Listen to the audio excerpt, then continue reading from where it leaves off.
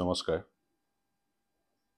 মই আজি আকৌ এটা ভিডিঅ' বনাবলৈ বাধ্য হলো মোৰ নাম ডক্টৰ আব্দুল সত্তাৰ মই এজন physiotherapist north east centre practitioner physiotherapy practitioner ফৰামৰ মই সাধাৰণ সম্পাদক জেনেৰেল ছেক্ৰেটাৰী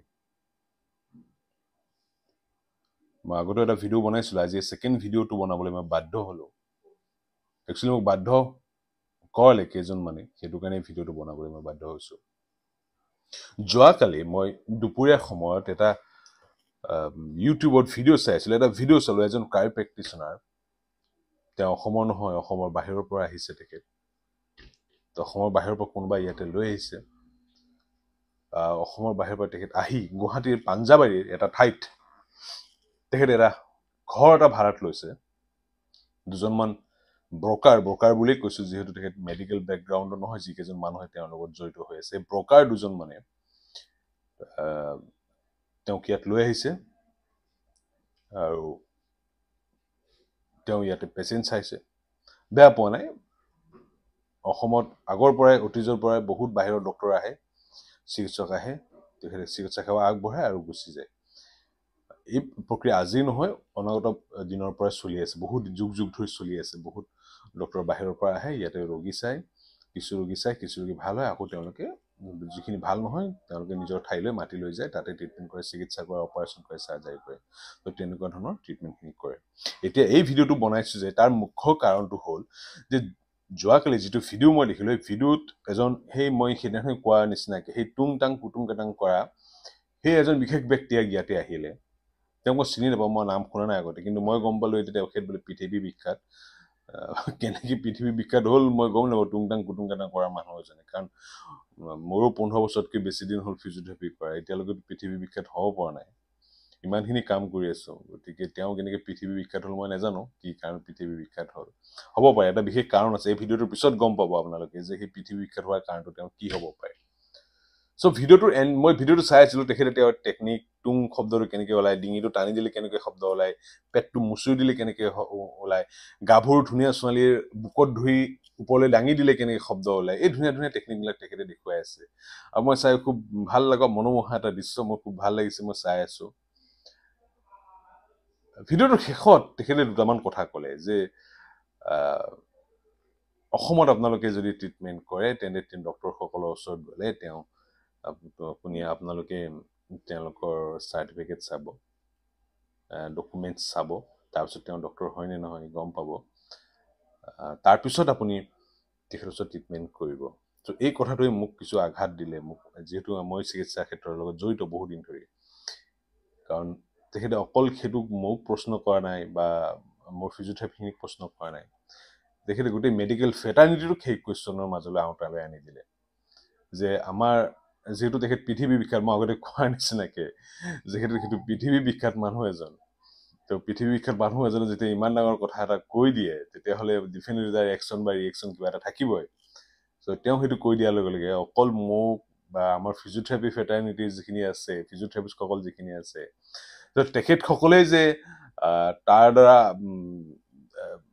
হেৰি হৈছে তাৰ দ্বাৰা আক্ৰান্ত হ'ব তেনেকুৱা নহয় গোটেই মেডিকেল ফিল্ডখনকে তেখেতে এটা কুৱেশ্যন মাৰ্ক দি দিলে অসমৰ গোটেই চিকিৎসকসকলক সেইটো MBBS ডক্টৰে হওক MD হওক চাৰ্জনে হওক ফিজিঅথেৰাপিষ্ট হওক আয়ুৰ্বেদিক হওক হোমিঅ'পেথিক হওক সকলোকে এটা কুৱেশ্যন মাৰ্ক মাৰি দিলে যে অসমত আমাৰ যিবিলাক চিকিৎসক আছে চিকিৎসা কৰোঁ আমি যিবিলাক মানুহে চিকিৎসা কৰিছোঁ আমি তাৰমানে ফ্ৰড আৰু গোটেই অসমৰ চিকিৎসকখিনি ফ্ৰড তেওঁলোকৰ চাৰ্টিফিকেট পৰীক্ষা কৰিহে আপোনালোকে চিকিৎসা কৰিব ডেফিনেটলি তেনেকুৱা এটা চিন্তাধাৰাতে তেওঁ এই ষ্টেটমেণ্টটো দিছে আৰু সেইটো খুব এটা দুখ লগা কথা গতিকে মই তেখেতৰ লগত যোগাযোগ কৰিলোঁ ফোনত কৰিলোঁ আপুনি এই ধৰণৰ কেনেকুৱা ষ্টেটমেণ্ট দিলে কিয় দিলে কি কাৰণত দিলে বহুত পাৱাৰফুল তেখেত বহুত শক্তিশালী মোক বিভিন্ন ভয় ভাবুকি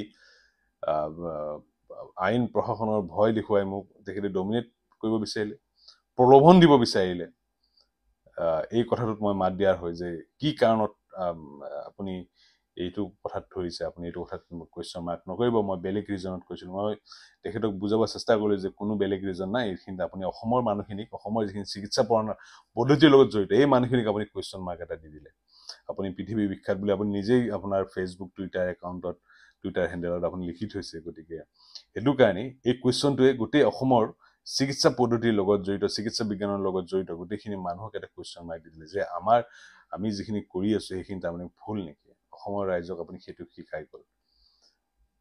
গতিকে সেই কাৰণটোতে মই তেখেতক ফোন কৰিলোঁ, মই তেখেতক ৰিকুৱেষ্ট কৰিলোঁ, অনুৰোধ জনালোঁ যে আপুনি এই কামটো নকৰিব।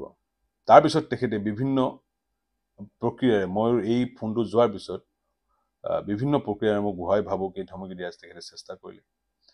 তাৰপিছত শেষৰ পৰ্যায়ত মই ক'ম সেইটো কি পৰ্যায়লৈ গ'ল। এতিয়া কথাটো ক'বলৈ আহিছোঁ তাতে, আজি মই তেখেতৰ আকৌ টুইটাৰ হেণ্ডেল, ফেচবুক, ইনষ্টাগ্ৰাম মই চাই আছিলোঁ। তাত আমাৰ অসমৰে এজন ব্যক্তিয়ে লিখিছে,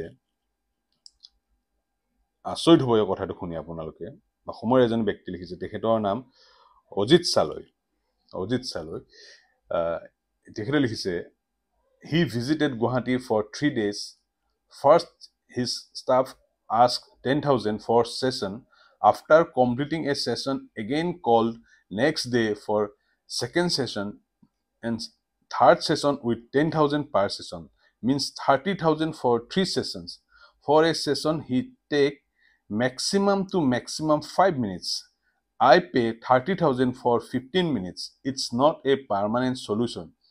For temporary relief, it's very high in price point.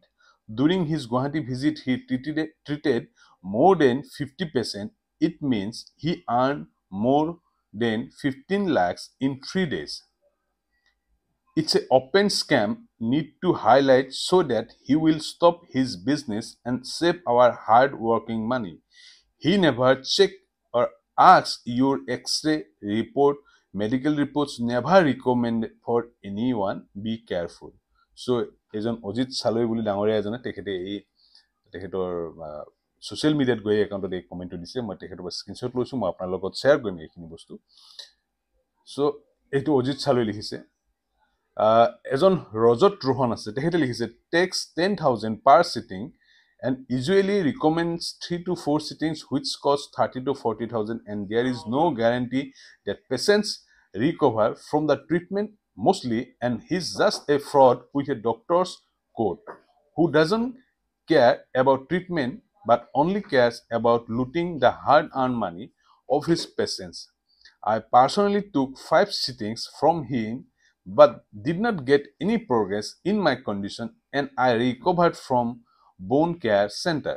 So তেখেতে বেলেগ এটা চেণ্টাৰত গৈ ভাল পালে, তেখেতে এজন ফ্ৰড হয়। চ' তেনেকুৱা বহুত হেজাৰটা মোৰ তাতে স্ক্ৰীনশ্বট আছে, মই আপোনালোকৰ লগত শ্বেয়াৰ কৰিম, আপোনালোকে চাব পাৰিব।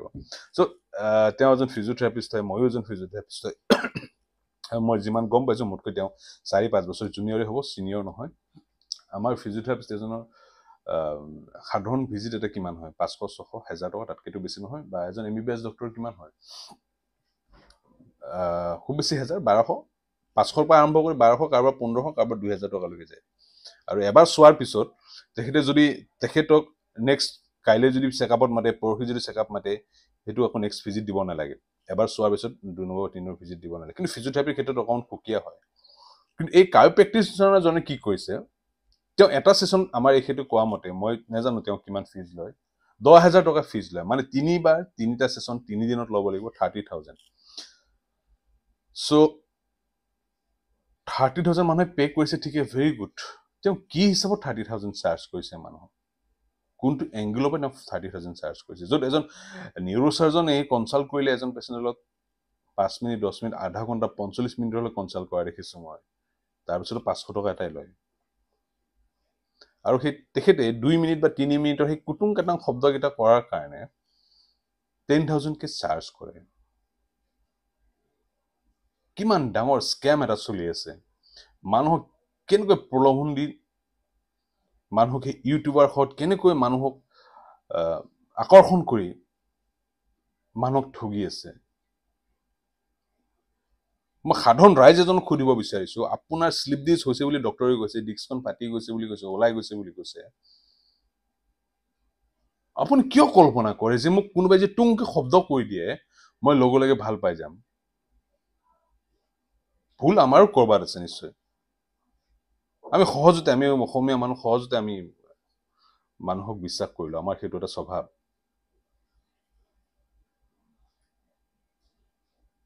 মই হাতযোৰ কৰি ৰিকুৱেষ্ট কৰিছোঁ, এনেকুৱা ঠগ প্ৰবঞ্চকৰ পৰা বাচি থাকক। এনেকুৱা সময় সময় আহি থাকিব, সময় সময়ে মানুহক ঠগিবৰ কাৰণে চেষ্টা কৰি থাকিব। আমি যিখিনি পাৰোঁ, আমাৰ এছ'চিয়েশ্যনৰ ফালৰ পৰা যিখিনি পাৰোঁ, ডেফিনেটলি আমি সেইখিনি সদায় মাত মাতি যাম, সদায় তাৰ বিষয়ে কৈ যাম। কিন্তু আমি ক'লে নহ'ব, ৰাইজ সজাগ হ'ব লাগিব। আৰু সজাগতা অনাৰ বাবে মই এই ভিডিঅ'টো বনাইছোঁ। আৰু এজন চিকিৎসক যদি হয়, এজন যদি প্ৰপাৰলি কাম কৰা ডক্টৰ হয়, তেখেত যদি ভাল ডক্টৰ হয়, তেখেতে ডেফিনেটলি এখন হস্পিটেল বা এখন ক্লিনিকত আহি পেচেণ্ট চাব। কোনোবা এটা ঠাইত ঘৰ এটা ভাড়া কৰি, ৰুম এটা ভাড়া কৰি তেখেতে পেচেণ্ট চাব নাযায়, কোনো ডক্টৰে নাযায়। যিমান ডাঙৰ ডক্টৰ নহওক, যে মই গুৱাহাটীত যাম, এটা ৰুম এটা ভাড়া কৰিম, 3 দিনৰ কাৰণে ভাড়া কৰি মই তাতে পেচেণ্ট চাম। আজিলৈকে মই দেখা নাই। মোৰ বোধহয় মোৰ ফেচবুক, ইনষ্টাগ্ৰামত যিমান ফ্ৰেণ্ডছ আছে, বহুত ডক্টৰ্ছ আছে, তেখেতসকলে এইটো কথা ভালকৈ জানে যে কোনো ডক্টৰ এজন আহিলে এটা ৰুম এটা ভাড়া কৰি পেচেণ্ট নাযায়। কোনোবা যদি বাহিৰৰ পৰা ভাল ডক্টৰ আহে, তেনে কোনোবা ডক্টৰে তেখেতক ইনভেটিশ্যন কৰে বা কোনো হস্পিটেল বা ক্লিনিকছে তেখেতক ইনভেটিশ্যন দি অসমলৈ লৈ আহিব, কোনোবা হস্পিটেল বা ক্লিনিকত তেখেতক পেচেণ্ট চাবলৈ দিব। তাত পেচেণ্ট চাব তেখেতে আহিব, ধুনীয়াকৈ গুচি যাব। কিন্তু যে ইউটিউব ভিডিঅ' নবনায় তেখেতে, ইউটিউব ভিডিঅ' বনাই মানুহক এইটো বুজাবলৈ চেষ্টা নকৰে যে অসমত থকা যিকেইজন মানুহ আছে, সেইকেইটা গাধা গৰু, আমি বাহিৰৰ পৰা আহিছোঁ, আমিহে উস্তাদ। গতিকে মোৰ এটাই অনুৰোধ আপোনালোকক, সজাগ হওক, সতৰ্ক হওক, এনেকুৱা ঠগ প্ৰবঞ্চকৰ পৰা বাচি থাকক। মইতো ছেকেণ্ড ভিডিঅ' বনাইছোঁ। মই এই ভিডিঅ'টো বনোৱাৰ এটাই উদ্দেশ্য, যাতে ৰাইজ সজাগ হ'ব পাৰে। আমাৰ যিখিনি মেডিকেল ফেটাৰ্নিটিৰ মানুহ, তেওঁলোক যাতে সজাগ হ'ব পাৰে। এনেকুৱা ধৰণৰ ধুৰন্ধৰ প্ৰবঞ্চক যদি আমি প্ৰশ্ৰয় দিওঁ, অনাগত ভৱিষ্যত তেওঁলোকে আমাৰ অসমখন শেষ কৰি পেলাব। মই আমাৰ যিখিনি মোৰ লগত থকা মেডিকেল ফেটাৰ্নিটি ফ্ৰেণ্ডছ আছে, মই তেখেতসকলকো এইটো অনুৰোধ জনাব বিচাৰিছোঁ, প্লিজ যদি আপোনালোকে আমাক সহায় কৰিব পাৰে, আমাক সহায় কৰক এনেকুৱা ধৰণৰ ঠগ প্ৰবঞ্চকবিলাক আমি ৰাইজৰ লগত উলিয়াই অনাৰ বাবে। কাৰণ তেওঁলোকে অকল আমাৰ অপকাৰ কৰা নাই, গোটেই অসমখনৰে অপকাৰ কৰিছে, গোটেই ভাৰতবৰ্ষখনে অপকাৰ কৰি আছে। গতিকে তেওঁলোকৰ নাকি লগতো বহু সঁচাই প্ৰয়োজন। নহ'লে তেওঁলোকে চুপচাপ কাম কৰি থৈ যাব, উৎপাত কৰি থৈ যাব, আমি চাই থাকিম। মোৰ ঘৰ ইয়াতে, মোৰ ঘৰত আহি কোনোবাই ভাঙি থৈ যাব, মই মুখ মেলি চাই থাকিম, একো নহয় দিয়া, মইতো ডাঙৰ মানুহ, মোৰ ঘৰ ভাঙিলেনো কি হ'ব। সেইটো মনোভাৱ হৈ থাকিলে কিন্তু নহ'ব। সহ্য বহুত কৰিলোঁ, এতিয়াৰ মাত মতাৰ সময়। মোক সেই বিশেষ ব্যক্তিজনে বহুত ভয় ভাবুকি দিব চেষ্টা কৰিছে, প্ৰলোভন দিব চেষ্টা কৰিছে, কিন্তু মই কেতিয়াও তেনেকুৱা কথাত ভুল নাযাওঁ। মই সদায় ৰাইজৰ পক্ষতে মাত মাতি যাম। ধন্যবাদ। সকলোৱে সতৰ্ক থাকক আৰু এইবোৰৰ পৰা দূৰত থাকক।